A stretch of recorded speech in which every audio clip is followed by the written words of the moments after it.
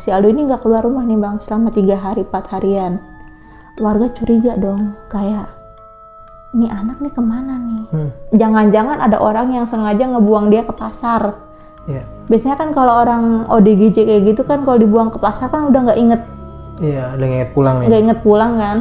Ternyata setelah didobrak rumahnya itu bau anyir bang. Bau anyir. Pas dicek ruangan semua ternyata kamarnya terkunci.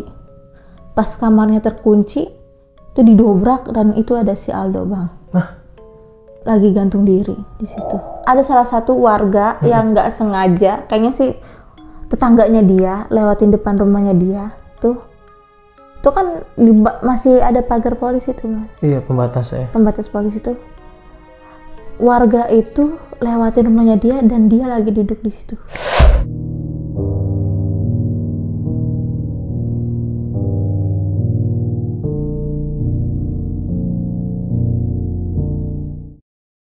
Assalamualaikum warahmatullahi wabarakatuh. Kembali lagi di Dimensi Mistik bareng gua Aris. Dan seperti biasa, Dimensi Mistik udah kehadiran seorang narasumber yang punya pengalaman horor, yaitu di kampung halamannya sendiri nih, di daerah Bogor, Jawa Barat.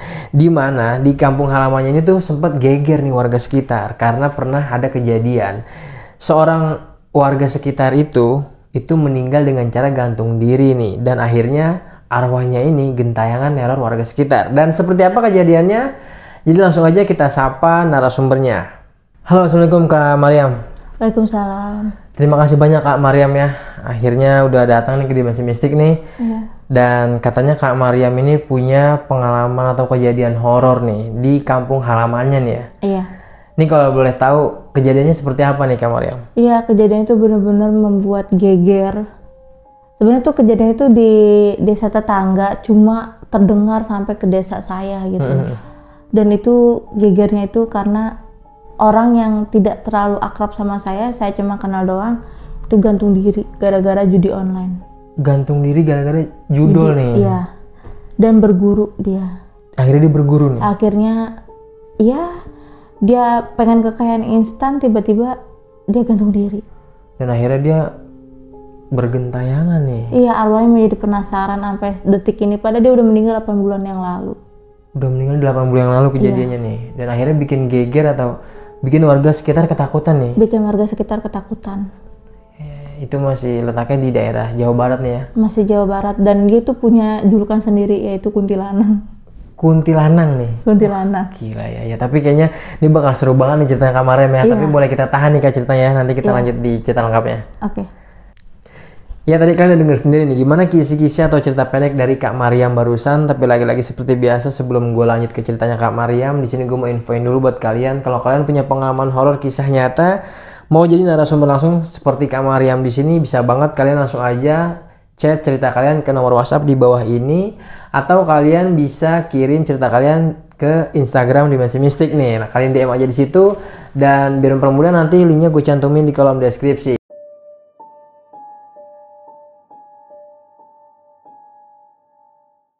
Ya Kak Mariam, boleh dimulai nih, gimana awal mula ceritanya? Awal mulanya nih 8 bulan yang lalu bang. Nah, 8 bulan yang lalu tuh kami mendapatkan sebuah berita duka tentang orang yang saya kenal itu bernama Aldo itu meninggal gantung diri. Semasa ia hidup itu saya kenal orangnya tapi tidak terlalu akrab. Teman saya yang bernama Bunga itu memang kayak temen main aja gitu. Nah, dia tuh memperkenalkan lingkungan sekitarnya karena memang tuh beda desa dibandingkan desa saya tuh ada di bawah, desa dia tuh ada di atas kan. Dia tuh memperkenalkan lingkungannya termasuk teman-temannya ke saya. Jadi pas saya main ke rumahnya, si Bunga ini ngomong, ini teman saya loh bernama ini, teman saya loh bernama ini. Nah, si Aldo ini salah satunya yang dikenalkan. Cuma saya hai doang gitu, tapi saya tahu orangnya. Saya tahu orangnya tapi tidak terlalu akrab banget, dan cukup kalau misalnya saya negor dia cukup responsif sama saya gitu. Nah, awal mulanya tuh memang dia pantaran saya bang. Awal mulanya tuh memang dari keterangan warga sekitar tuh saya nggak terlalu akrab banget kan. Memang si Bunga itu sering cerita, warga sekitar di lingkungannya Bunga itu sering cerita juga kalau si Aldo ini nggak bersekolah. Dia tuh cuma kerja kuli panggul doang di pasar. Adalah pasar di daerah Bogor itu yang nggak bisa saya sebutin. Jadi kerja kuli panggul dan ibu bapaknya itu kerja serabutan. Dan tadinya itu rumahnya tuh ngontrak di desa atas, di bawah desa saya. Itu dia ngontrak di situ. Dan kehidupannya tuh miris banget bang. Kumuh rumahnya, terus benar-benar nggak keurus, bahkan terlalu apa ya, maksudnya tidak terlalu dipandang tinggi sama wanita gitu, benar-benar dipandang rendah banget. Nah, singkat cerita, si Aldo ini dari kecil memang suka dibully sama teman-temannya. Kayak dapat ejekan, miskin, jelek, bau, dekil, hitam, segala macam-macam. Karena aku berteman sama si Bunga itu lama ya bang ya, dari kecil juga, saya juga menyaksikan juga tuh bagaimana dia dibully sama teman-temannya, bagaimana dia dipojokkan sama teman-temannya. Nah, saya juga nggak tahu sebenarnya si Aldo itu rumahnya tuh di mana tuh, saya tuh nggak tahu tepatnya awalnya. Terus sekolahnya itu di mana tuh saya nggak tahu. Tapi karena berhubung banyak banget orang yang ceritain ke saya, jadi kan saya tahu rumahnya, oh di situ tepatnya di RT sekian. Oh ternyata dia nggak sekolah. Tadinya awalnya saya nggak tahu bang, jujur aja. Nah udah kayak gitu, dengar-dengar kata warga, dia tuh kayak pengen merubah nasibnya dia bang. Merubah nasibnya dia yang tadinya kuli panggul di pasar, terus kadang kuli proyek juga sambilan. Dia ingin merubah nasibnya secara instan. Dia bener-bener kayak orangnya tuh pesimis banget, kayak gue tuh udah dibully, udah direndahin sama orang. Dia pengen merubah nasibnya secara instan dengan cara apa? Dengan cara pertama yang dia lakuin itu adalah judi online. Dia bisa membeli itu rumah yang tadi yang ngontrak, dibangun sama dia, agak lumayan, dibeli juga rumah sampingnya. Akhirnya dia kalap nih bang, dia kalap. Nah dia ada kepikiran bang untuk berguru di salah satu daerah ujung Bogor tuh. Dia berguru di sana ilmu hitam, ya kan, berguru di sana. Nah akhirnya dalam bener usahanya dia tuh membuahkan hasil gitu, ibaratnya selang seminggu kekayaannya dia melimpah bang. Langsung drastis, gitu ya? Langsung berubah. Kayak seminggu itu dia hanya diem di dalam kamar itu bisa ngasilin per harinya itu 1 juta. Wah. Kayak duit jarah, gimana sih? Iya. Tapi bukan semacam pesugihan ya? Nggak tahu pesugihan apa gimana. Akhirnya tuh menurut orang sekitar, ibu bapaknya tuh tahu kalau misalnya si Aldo ini berbuat demikian gitu, kayak proses syirik gitu, kayak seakan-akan dukun. Nah ibu bapaknya tahu sendiri, kok anak saya kok nggak pernah ke pasar ya, kok anak saya kok nggak pernah jadi kuli panggul lagi ya, kok sering banget jadi kamar tapi menghasilkan duit banyak. Pernah ditegur sama ibu bapaknya, dia melawan, dia menendang ibunya, dia mendorong ibunya, dia hampir mau membunuh bapaknya. Akhirnya ibu bapaknya nyerah sama perlawanannya dia, akhirnya terserah dia mau gimana. Bener-bener mamanya tuh kayak gimana ya, yang tadinya udah menolak tapi ya mau gimana gitu, daripada diancam sama dia kan. Akhirnya bukan dibiarin gitu aja bang, karena memang orang tua tuh kalau udah kecewa berat tuh terserah lu deh, lu mau gimana. Nah akhirnya orang tuanya tuh ngediemin dia tuh bang, ngediemin dia sampai akhirnya dia itu numbalin ibu bapaknya bang. Numbalin ibu bapaknya buat kekayaannya. Jadi ibu bapaknya itu menurut masyarakat sekitar tuh di lingkungannya dia, ibu bapaknya itu meninggal secara tragis. Yang satu ketabrak kereta ibunya, yang bapaknya itu dibunuh sama orang di pasar. Kan emang kehidupan mereka kan orang pasar. Sampai kayak gitu? Iya, sampai kayak gitu. Nah orang-orang kan pada berasumsi karena dia dukun ya kan, terkenalnya udah nggak kerja lagi di pasar kan, udah kekayaan dia secara instan kan, ibaratnya mungkin itu dia nembalin ibu bapaknya kali. Kita jadi berprasangka buruk gitu sama dia gitu. Karena berasumsi seperti itu ya? Iya, akhirnya menurut pengakuan masyarakat sekitar juga, setelah dia meninggalkan ibu bapaknya, dia hidup sendiri. Dia dijauhin sama keluarga kerabat ibu bapaknya tuh. Udah dijauhin karena memang yang tadinya orangnya biasa aja, dia benar-benar tinggi bang. Dia sombong. Dia ngambil sekolah pakai C, sempet tuh dia ngambil sekolah pakai C. Orang pantaran saya bang, Akhirnya dia kenalan nih bang dengan satu wanita. Mungkin itu puncak Allah kali menegur dia gitu. Nah dia kenalan dengan wanita, judulnya itu langsung meredup bang. Kalah terus nih? Kalah, tapi yang tetap bergurunya dia itu, ilmu syiriknya dia itu masih terus dilanjutin bang. Nah dia masih kenalan sama wanita itu, dan ternyata wanita itu bukan orang baik-baik bang. Jadi wanita itu cuma manfaatin keuangannya dia aja gitu yang lagi naik-naiknya. Dan akhirnya setelah kenalan sama wanita itu, mungkin dia merasa mencintai wanita itu kan, dikasih bang duit setiap hari bang, karena dia ngerasa dia punya banyak uang, dia ngasilin duit gampang, cuma sehari semalam doang bertapa lah ibaratnya. Langsung ngasilin duit banyak, gampang lah ngeluarin duit kan. Nah akhirnya dia bernekat tuh bang untuk menseriuskan hubungannya dengan wanita itu kan. Kerabatnya yang ngomong ke saya setelah si Aldo itu meninggal kan, berbalik ke dia tuh, lama-lama tuh asetnya dia tuh menurun bang. Ya namanya ilmu kayak gitu ya bang ya, nggak selamanya indah. Pasti ada masa dimana drop. Jangankan ilmu kayak gitu ya bang ya, usaha kita aja nih yang bener-bener halalan toiban ibaratnya tuh kadang ada yang naik, ada yang turun ya kan. Ibaratnya kan Tuhan itu kan punya kendali kan, bisa membolak-balikan telapak tangannya dia secara instan gitu. Akhirnya ilmu itu nggak berbalik tuh, nggak kena ke keluarga si perempuan, ke si Aldo. Lama-lama kekayaannya dia tuh menurun. Sempet Aldo tuh gila bang, sempet buka baju, sempet muter-muterin desanya dia. Di atas desa saya itu pernah direl. Depresi nih Aldo ini. Awalnya depresi dulu, kayak ngerasa kayak udah ngeluarin duit banyak. Mungkin banyak bang faktornya bang. Faktor dikecewakan, iya mungkin. Terus faktor kekayaannya dia jadi miskin mungkin. Terus kerabatnya dia ngejauhin.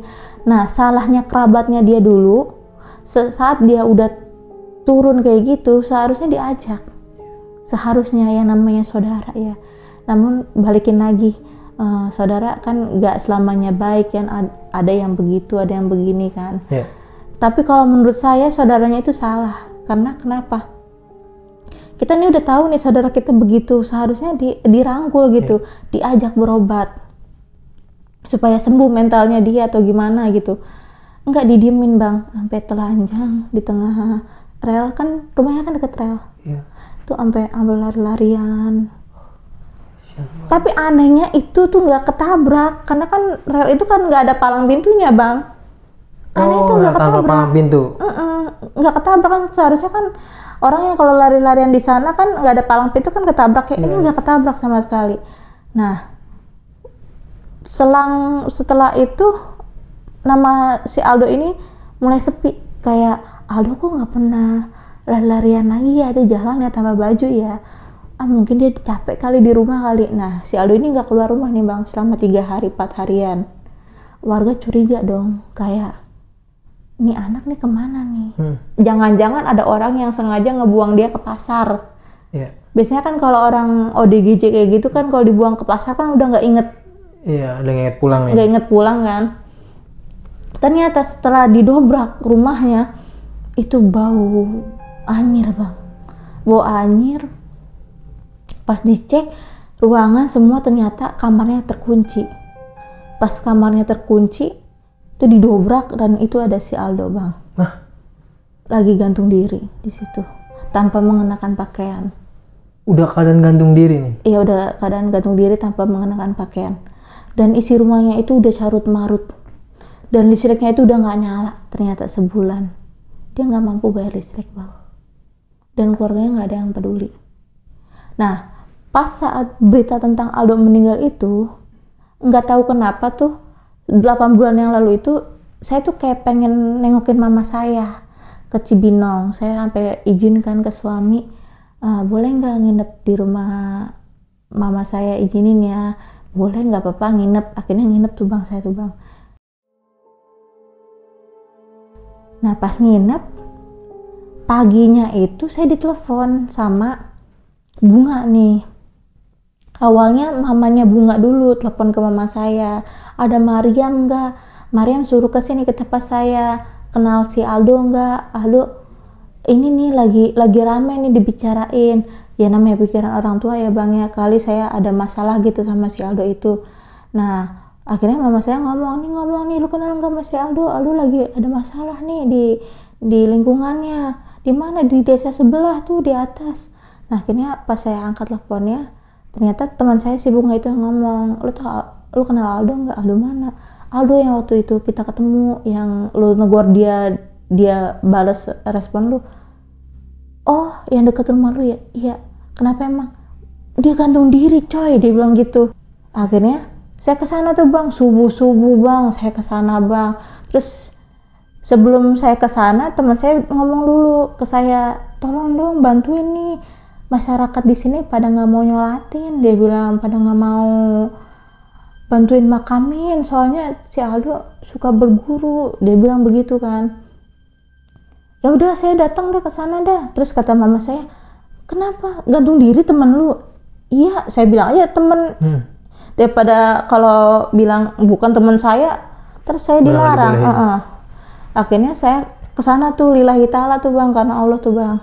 Udah nyampe di rumahnya, bener Bang, itu warga itu pada apa sih? Berkerumun kan. Nah teman saya langsung ngomong, Mariam sini, kata si Bunga. Kenapa? Sini cepetan.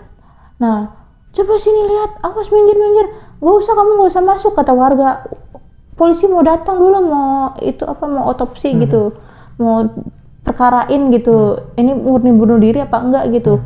Ternyata setelah perkarain murni bunuh diri Bang. Nah udah kayak gitu saya paksa tuh Bang, saya paksakan pengen masuk kan. Astagfirullahaladzim Bang, saya lihat Bang sendiri Bang, dia lagi gantung diri Bang. Lidahnya tuh bener-bener menjulur, kayak bener-bener kesakitan yang amat luar biasa gitu. Masih dalam keadaan menggantung nih? Iya menggantung, dan pihak polisi pun ngomong ke saya, ngomong juga ke ketua RT-nya, ini mau dimakamin nggak? Enggak, saya nggak mau, pada nolak Bang saat itu Bang. Terus teman saya ngomong, ayo yuk atas dasar manusia, kemanusiaan yuk sama gue yuk. Ayo kita aja dah, dia bilang, yang mau nyolatin gitu, keluarga kita aja dah, daripada dia kagak disolatin kayak gitu, penasaran lagi dia.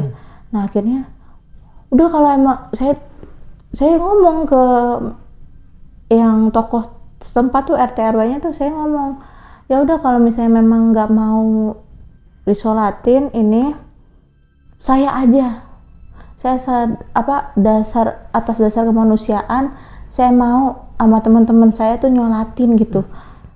Saya bukan warga sini aja mau datang ke sini subuh-subuh. Akhirnya mungkin mereka luluh kali Bang. Luluh akhirnya karena murni gantung diri kan, bukan atas paksaan dari orang lain kan, diturunin dianya. Saya lihat sendiri, ya Allah, kayak teramat sakit nahanin gitu Bang. Nah fotonya itu kata polisi nggak boleh disimpan. Sebenarnya saya pengen nyimpen tapi nggak boleh kan, karena saya juga mikir kan, ngapain saya simpen, takut itu kan aib dari si mayat kan, nggak mungkin lah. Nah udah kayak gitu, saya terpaksa tuh Bang, atas dasar kemanusiaan gitu, saya sholat, saya suruh orang-orang tuh pada sholatin, mandiin, sampai dikuburin kayak gitu kan. Setelah pemakaman itu Bang, malamnya Bang, dia gentayangan Bang. Langsung pada hari yang sama nih? Hari yang malamnya? sama. Malamnya bang. Iya, iya. Nah, karena saya nggak sampai ikut pemakaminnya, saya pulang. Saya pulang ke rumah saya, dijemput sama suami saya, karena kan saya nginep di rumah mama saya itu kan cuma sehari doang kan. Nah, saya pulang tuh. Nah, malamnya warga itu diganggu, saya juga dapat mimpi, Bang.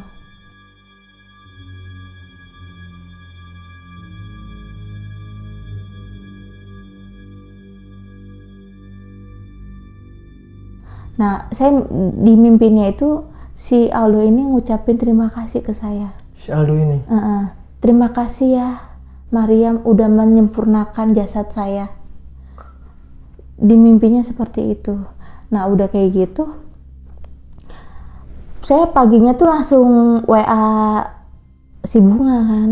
Bunga, tadi malam gua dimimpiin sama si ini sama si Aldo. Gimana ceritanya? Saya ceritain kan begini. Ih, astagfirullahaladzim, dia juga gentayangan loh malam, dia bilang gitu. Keadaan kampung tuh jadi sepi, Mar. Kampung ini nih ya? Kampungnya dia, kampung gua tuh jadi sepi, Mar.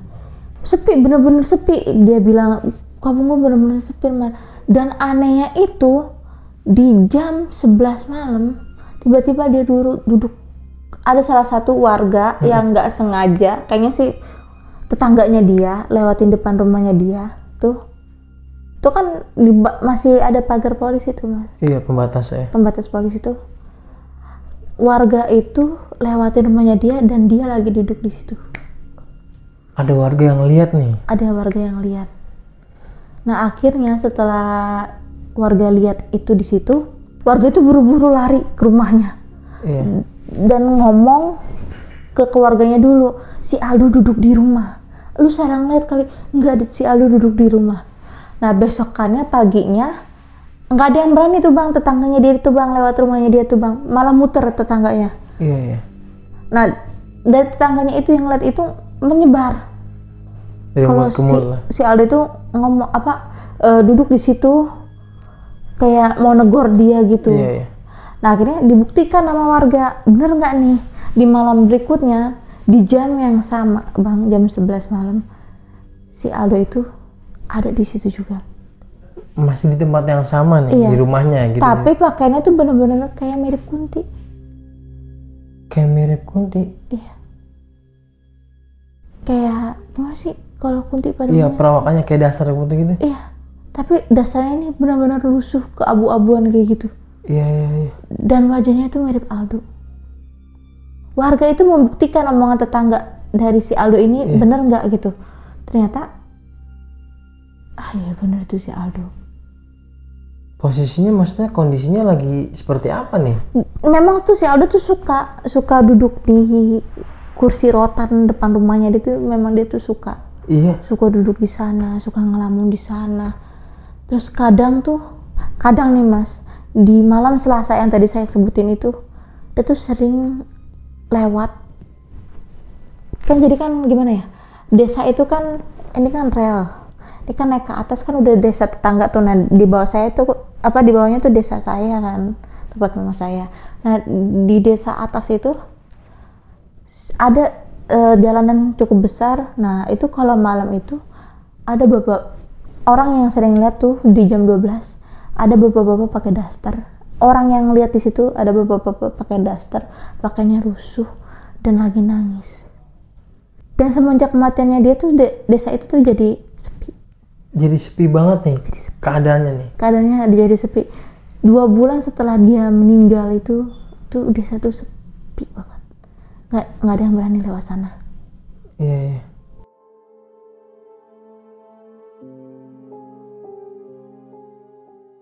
Nah, akhirnya pernah di satu malam, di malam Jumat itu teman saya itu dapat ketukan pintu dari si Aldo itu. Jadi teman saya itu biasalah nongkrong kan depan rumahnya dia maghrib karena kan suasana desa itu kan kayak banyak anak-anak, biarpun beda lah sama perumahan lah, maksudnya masih ada anak-anak bermain. Karena meninggalnya si Aldo itu, desa itu jadi sepi, Kak. Jadi ada peringatan di setiap gang desa itu tuh ayo jangan maghrib nanti ada si Aldo, Oh nanti iya. ada si Aldo.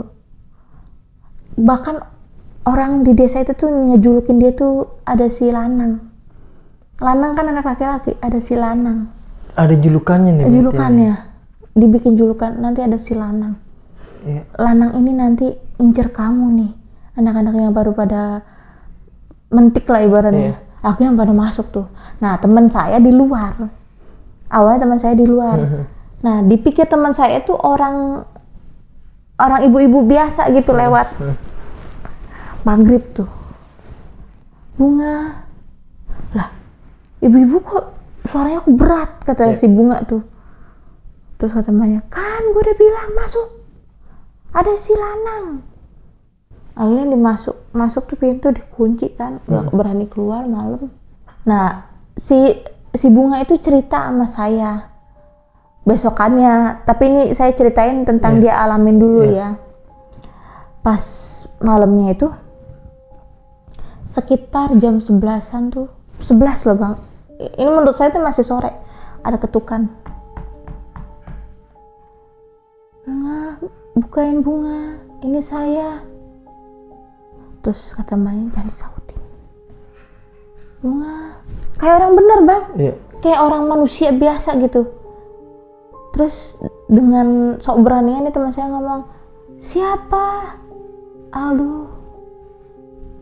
Bukan, coba tak dulu diperiksa, kata teman saya gitu kan. Pas diperiksa dibuka, nggak ada orang bang. Akhirnya buru-buru itu mah dikunci. Nggak ada siapa-siapa nih. Nggak ada siapa-siapa. Nah besokannya tuh teman saya cerita sama saya. Si Aldo, Mar, begini Mar, astagfirullahaladzim. Semua yang diceritain tentang teror di desa itu tuh tentang si Aldo tuh diceritain semua ke saya. Iya. Aneh loh Mar, dia udah disempurnain ya jasadnya ya pada hari ya. Kok masih dia neror kita gitu? Ya lu nggak ngadain tahlilan? Ya kan seharusnya kan ngadain kayak tahlilan, kasihan kan, doain bersama. Dia udah hampir 3 bulan baru diadain tahlilan bang, kan parah banget. Tapi itu teror itu masih berlanjut sih bang, sampai detik ini. Sampai saat ini nih. Jadi sama sekali nggak ada acara-acara pengajian ya gitu ya? Karena warga sekitar nggak ada yang pada ya segan lah sama dia gitu ya? Iya, pada segan karena tahu dia dukun. Oh dia dukun gitu? Iya, orang-orang sekitar tahunya tuh dia tuh dukun. Karena kan bayangin aja orang dari mana sih usaha berdiam di dalam kamar dapat 1 juta semalaman. Coba dari mana? Ya kan kita berpositif tingginya mungkin dia jualan online gitu. Masa iya dia jualan online ngasilin segitu, kan nggak ada produk yang dia jualanin. Judul kan dia kan udah nggak ngakuin itu lagi. Terus dia juga sering banget tirakat bang semasa hidupnya tuh bang, kata orang-orang sekitar tuh sering zikir gitu. Zikirnya itu bukan kayak kita pada umumnya la ilaha illallah, bukan. Zikirnya tuh ada. Oh ada khusus lah gitu ya? Ada khususnya. Makanya kata saya, si Aldo benar-benar. Itu sih bang yang bisa saya ceritain bang.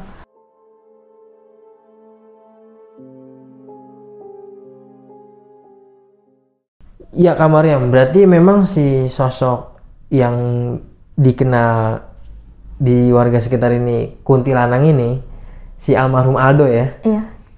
Ini dia memang awal kejadian dia bisa mengakhiri hidupnya ini karena judi online atau yang lainnya sih nih? Awalnya itu dia tuh pengen kaya bang. Emang awalnya pengen kaya nih? Awalnya pengen kaya, terus dia berinisiatif untuk secara instan melalui judi online. Iya. Abis judi online mungkin dia merasa belum puas dengan kekayaannya, jadi dia berguru. Di Bogor paling ujung, daerah Bogor paling ujung. Dia di sana berguru bang. Iya. Dan akhirnya setelah meninggalnya si almarhum Aldo ini, dia jadi menghantui warga nih. Jadi menghantui warga bang, karena kan dia bunuh diri, gantung diri dia. Bisa terbilang nggak wajar nih ya kita. Nggak wajar, karena kan sebelum gantung diri kan dia kan suka lari-larian nggak pakai baju dulu. Pas lagi depresinya nih, bisa dibilang ODGJ lah. Iya. udah nggak ada urat malunya lagi gitu. Nah akhirnya mungkin karena merasa nggak ada yang kerabatnya dia membantu untuk mengobati dia, Nggak ada yang peduli lagi. nggak ada yang peduli. Akhirnya dia mengakhiri hidupnya sendiri di kamar dia sendiri, Di kamar dia di sendiri. tempat dia menghasilkan uang itu. Wow. Gila, yang bikin gokilnya lagi ketika Kak Maryam ini sampai, jasadnya itu atau mayatnya masih bergelantungan. Masih bergelantung di sana, belum ada yang mau nurunin. Bahkan kata warga tuh udah diurusin aja di rumah sakit, nggak usah diurusin di sini. Sampai kayak gitu ya? Sampai Maryam? kayak gitu. Duh. Sampai jam 1 siang saya baru bisa meluluh hatikan warga gitu agar mau menerima jasadnya gitu. Agar, gila. Karena itu kan murni gantung diri, bukan atas dasar Iya, kemauan dia paksaan, pasti bukan lah ya. bukan.